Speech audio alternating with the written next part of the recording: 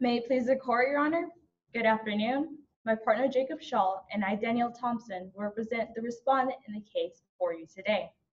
I will address the faulty logic of original intent on part of the petitioners. My partner will address the recognition power issue and what this could mean for the balance of power in our government.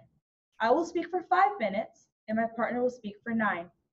The issue in this case is whether a federal statute that directs the Secretary of State on request to record the birthplace of American citizen born in Jerusalem as Israel on a consular report of birth abroad and on a United States passport is unconstitutional on the ground that the statute impermissibly infringes on the President's exercise of recognition power reposing exclusively to him. We say yes. Essentially, the federal statute in question, Foreign Relations Authorization Act, fiscal year 2003, section 214A, contradicts and circumvents the long-standing history in which the executive power has unilaterally owned and the recognition power. In fact, said federal statute reannounces a power solely exercised since the inception of the executive power and at the first president of George Washington. Therefore, the president's recognition power is not subject to congressional control, lest the foundation of this country and its foreign affairs be wholly and unlawfully negated. We pray that you will uphold the lower court's ruling and find for the respondent in this case. The petitioners have made 5 essential errors in their argumentation today. First, they have created these 4 logical fallacies. First, an appeal to history. They are trying to use history to prove history, thereby creating a circular argument that will fail in and of itself. Second, parts are greater than a whole. Instead of using the Constitution to prove that they have the right to do something, the petitioners are trying to read the minds of the founding fathers and tell what they are thinking. This creates a concept that their thoughts were somehow greater than their action and that their thoughts were somehow greater than the law. You cannot have a republic based on thoughts. You need the law. Parts of something cannot be greater than a whole. Third, cherry-picking facts. The petitioners take early writing of James Madison to try to justify certain changes they would like to see happen. However, you cannot just keep everything the way it is and go back, change a few points. By cherry-picking only certain facts and dates, the petitioners are actually taking out their own logic in this case. Fourth, we are a federal republic. We're founded on the Constitution and have 3 distinct branches of government. It has worked because of the checks and balances. You cannot take power from the executive and give it to the legislative without changing the Constitution. This is what the petitioners are trying to do. You cannot have it both ways. Second, the petitioners, by arguing for original intent of the Constitution, have lost today's case because the Supreme Court judicial review power was not an original power, such as by Valle versus Madison, 1803. By appearing in this court today, the petitioners have taken out the concept of original intent, since the Supreme Court originally did not have the power of judicial review. Third, the petitioner's request goes against the Constitution they are trying to uphold. We are a republic with 3 branches of government. Fourth, much of the petitioner's evidence they used was extra-constitutional to prove the constitutionality of the case. Fifth, 6 former presidents were Secretary of State: Madison, Jefferson, John Quincy Adams, Martin Van Buren, Buchanan, and 2 former Chief Justices, John Marshall and Charles Hughes, for Secretary of State. All of these would agree that the job of Secretary of State should be to execute the laws of the land and to conduct United States business abroad. This completes my argument. We respectfully pray that you uphold the lower court's ruling. Thank you for your time.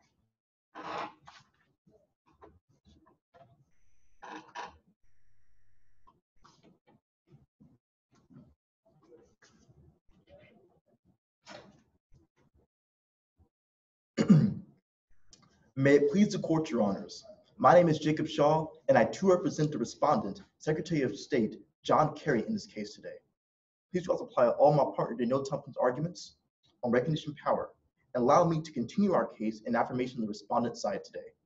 Your Honors, the issue on appeal today is as follows.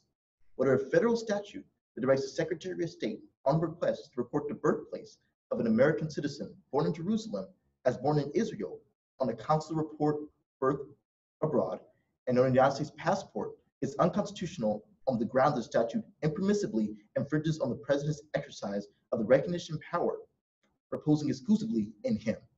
Your Honors, the answer to this question is undoubtedly yes. In fact, we agree with the words of founding father and former President Thomas Jefferson in that the transaction of business with foreign nations is executive altogether. It belongs then to the head of that department, except as to such portions of it are especially submitted to the Senate. Exceptions are to be construed strictly. Therefore, we assert the following arguments and respectfully request that you affirm the decisions of the lower courts in this case. To preface our argument further, Your Honor, we'd like to formally define what recognition power is in the context of our arguments. That being the act in which the state commits itself to treat an entity as a state or to treat a regime as a government of a state. That brings us to our three main arguments in this case today, Your Honors. First, the inefficiency of Congress. First, in this aspect, Congress works only 3 to 3.5 days a week. The original intent of our founding fathers was that Congress be mostly formers, as opposed to full-time workers. Currently, they have over 3 months vacation time per year. Thus, they aren't fully equipped for the recognition power to be utilized. Second, on this aspect, Congress is required to pass an annual budget, but have not passed a fiscal budget in the last 20 years. If they cannot do the job that they are constitutionally supposed to do, Your Honors, then the question we assert today is, how can they do jobs they're not supposed to do, such as recognition power? Third, on this aspect, Your Honors, it took almost 6 months for Congress to vote on Loretta Lynch, the new Attorney General. It's a relatively simple task that was completely fumbled with by Congress. Again, if they can't do the job they were created by the founding fathers to do, then how can they perform jobs or do jobs that are outside of their scope? The answer is they can't, Your Honors. And the last aspect on this point, the Gallup poll of April 2015 has Congress approval rating at below 13%. With these four inefficiencies of Congress recognized, Your Honor, the question now becomes, do we want a low-performing, vacation-going, slow-acting, gridlock-loving group of untrained professionals handling our foreign policy when they can't even handle their current job they are constitutionally required to do? We say not. Second, Your Honors, the burden of proof is not met in this case by the petitioners, as they must meet it in order to prove their argument. In the case of Barr, the burden of proof is on Congress to prove that they have a compelling interest to exert their power over the executive branch or the president in this context of recognition. No one can Congress not fulfill the burden of proof in this matter, as they don't have the constitutional authority to do so, as from our first main argument. But the court ruling in the petitioner's favor will warrant a huge power grab by Congress to completely revoke the system of checks and balances, separation of powers that have been instilled by the Supreme Court in previous rulings, such as in NLRB versus Newell Canning. The Supreme Court's job is to instill that balance between the executive and legislative branch, but allowing an affirmation of this law and actions by Congress circumvents that entirely. Clearly, this is because the court would be allowing Congress to contradict the long-standing practices of this country, and thus would allow Congress sufficient standing to contradict other long-standing practices of this country, so long as they feel they should have the ability to do so. Essentially, our ruling in favor of the petitioners in this case harms every other government branch while authorizing Congress to be above them in future affairs. Specifically, as former Chief Justice, Secretary of State, Representative John Marshall once said in his defense of former President and founding father John Adams when he delivered a fugitive from justice to Great Britain under the 27th Article of the Jay Treaty, the President is the sole organ of the nation in external relations, and its sole representative with foreign nations. Of consequence, the demand of a foreign nation can only be made on him. He possesses the whole executive power. He holds and directs the force of the nation. Of consequence, any act to be performed by the force of the nation is to be performed through him. Clearly, the president, holding and directing the force of the nation, innately has the ability to recognize foreign states. For Congress to strip away that power and take it for themselves, again, there must be some type of compelling interest presented. Asserting such an interest certainly places a heavy burden upon the petitioners in this case. What's interesting to note here, Your Honors, is that not only have the petitioner not met this burden in the prior two phases of this case, as they've lost twice already, but they haven't met it in this case in bar either. And last third, Your Honors, the superfluousness of the law warrants it being unconstitutional. As affirmed by Just Security further, the Bank Section 214B, more constitutionally troublesome, however, than its utter lack of useful function and the service of regulating either foreign commerce or U.S. property, makes manifest that in practice, the only actual function would be to require the executive to speak out of both sides of his mouth in foreign diplomacy on the question of which nation ought to have sovereignty over the city of Jerusalem. That is, the way ordinary audiences overseas, as well in the United States, will understand the United States' passport practice if the court rules in Davidovsky's favor. In practice, such a law asks the president to openly contradict himself to foreign audiences, as well as to the United States, with no justifiable reason for doing so. The precedent that will be set by an affirmation of the law forces the president to adhere to Congress on recognition and proclaim something to other countries that he believes to be false. More so, Congress would be allowed to do this with no constitutional objective whatsoever. As a result, a power imbalance is created with this law. One that revolts our system of checks and balances, which is the cornerstone of our governing system. Essentially, Your Honors, by way of petitioners in this case today, we'll be effectively taking away the recognition power that the president has first utilized ever since our first president, that of George Washington. By making Congress able to recognize Jerusalem, a holy city to three major religions, as part of Israel, we're taking this power away from the president and by extension, the executive branch. Today, it is a city. However, tomorrow, Your Honors, it will certainly be a country. In the end, the highly advantageous and skillfully crafted U.S. Constitution hangs in the balance. I now ask the question, are you going to right her scales, or are you going to allow this country to falter into a legal abyss? And I repeat this question. Do we want a low-performing, vacation-going, slow-acting, gridlock-loving group of untrained professionals handling our foreign policy when they can't even handle their current job they're constitutionally required to do? Again, we say not. We pray that you find in favor of the respondent, Secretary of State John Kerry, in this case today, thereby affirming the decisions of the two lower courts in this case, on the basis that first, due to the inefficiency of Congress, they're not made to and are equipped for the recognition power. Second, they have not met the burden of proof in this case, Your Honors.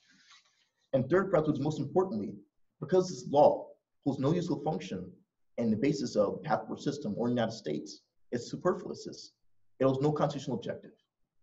Thank you for your time, Your Honors, as well as your consideration. Okay, now it's time for questions. First speaker, join with your partner.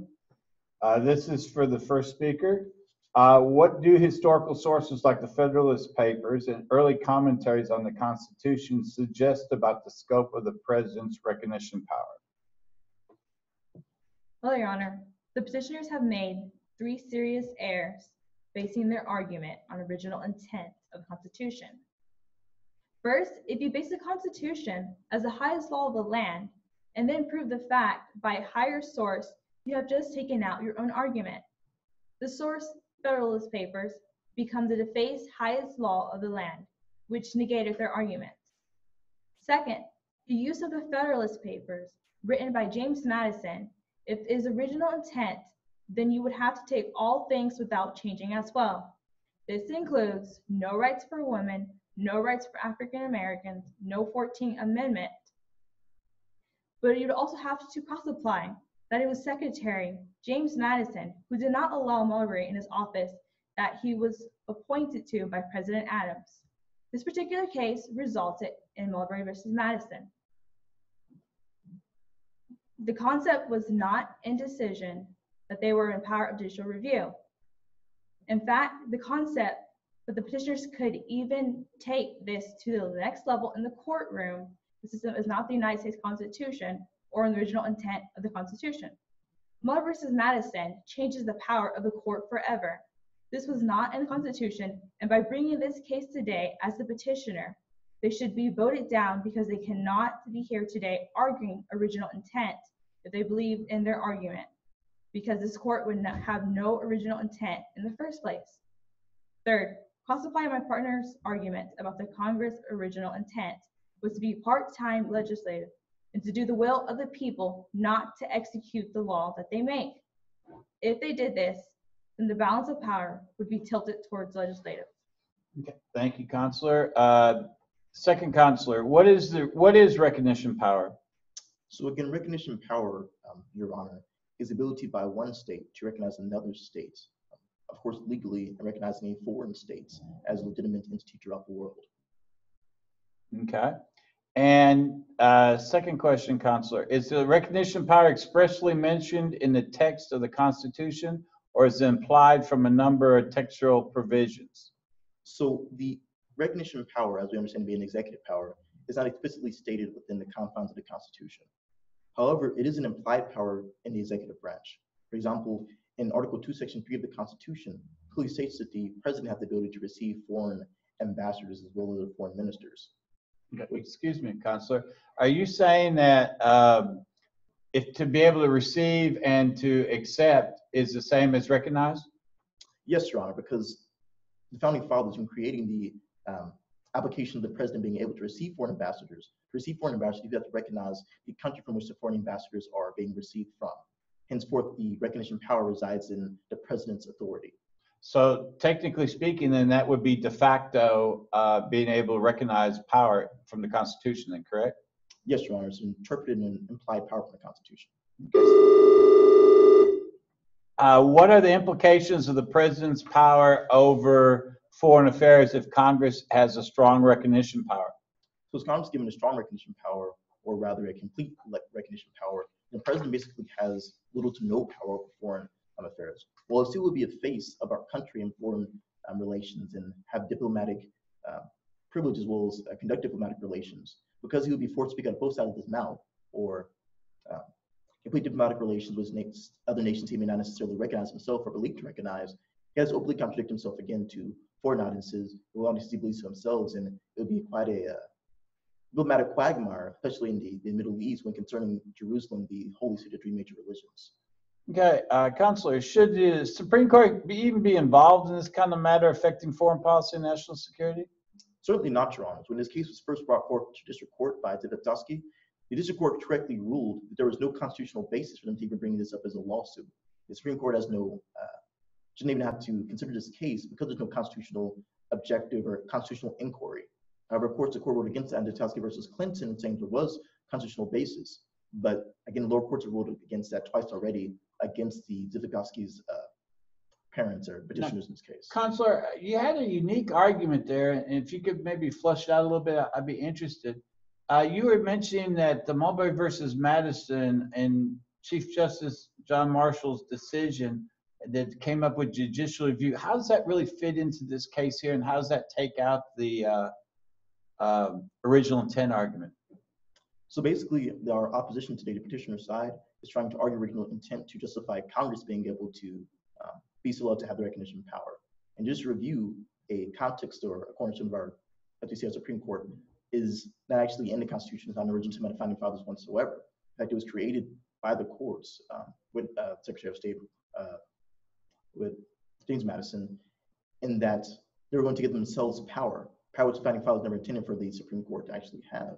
And by applying that to our case, Your Honor, we see there's a complete contradiction by the original intent, because their own arguments don't apply to original intent in the confines of our case of bar today, as well as recognition power. Okay, so you're saying that in today's courtroom, that if the Supreme Court had the original intent of the Constitution, that this court case would never be here, correct? Precisely, because they wouldn't be considering the just review aspect of this matter, this inquiry we have before the court today, nor would even have any type of objective.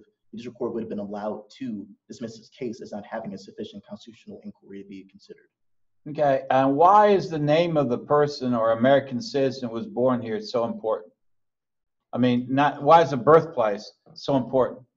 It's so important because of the context of how other audiences, foreign audiences, excuse me, as well as the United States would perceive this if given the change from Jerusalem to Israel, which marks the United States in recognizing that Jerusalem didn't belong to Israel, which again, in the Middle East, there would be quite the diplomatic quagmire, because it's not supposed to recognize Jerusalem being owned by any particular foreign state, lest that area become already being a powder keg, become quite more aggressive. Further, the president himself, or executive branch, doesn't necessarily believe that that area is owned by a particular state and trying to hold up diplomatic peace, then he shouldn't be forced to recognize it as such. First speaker, you were mentioning quite a bit of stuff about logic today. Why is it important to understand logic in justifying the petitioner's arguments? Well, Your Honor, we see based on their logic, they're taking out their own arguments by arguing original intent. And we know, according to Mulberry versus Madison, that the case was set up to be where judicial review was founded because in the first place, the Supreme Court had no power to begin with. So we see that by them arguing backwards, they're taking out their own argument. So it's important to look at the logic to see where their flaws happen. Okay, and one last question here. If, for example, the court decide to rule for the petitioner, how would that eventually establish the legislative branch being greater than the judicial branch, Second Counselor?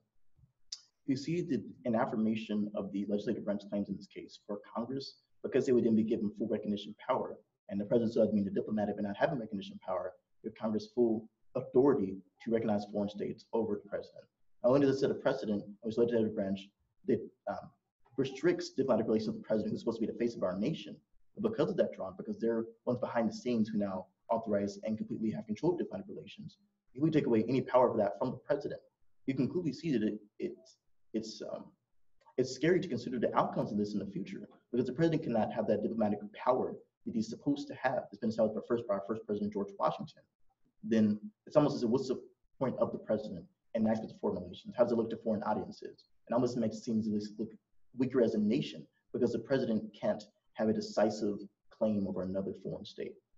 Would it be consistent with your understanding of the Constitution that the executive branch was supposed to execute the law, the legislative branch was supposed to legislate the law, and the judicial branch was supposed to be deciding or over the validity of the law? Is that correct? Precisely, Your Honor, and that's actually what James Madison was trying to establish with his own Madisonian style of government and the separation of powers and checks and balances. But in affirmation of the petitioner's case today, as the district court and appellate court, lower courts have correctly voted against them, allowing their case to stand forth and affirming their case will completely break that and revoke the Madisonian style of government they're trying to protect with the Federalist Papers, for example, because they create a power imbalance. Okay. Thank you very much. Thank you for your time and consideration, Your Honor.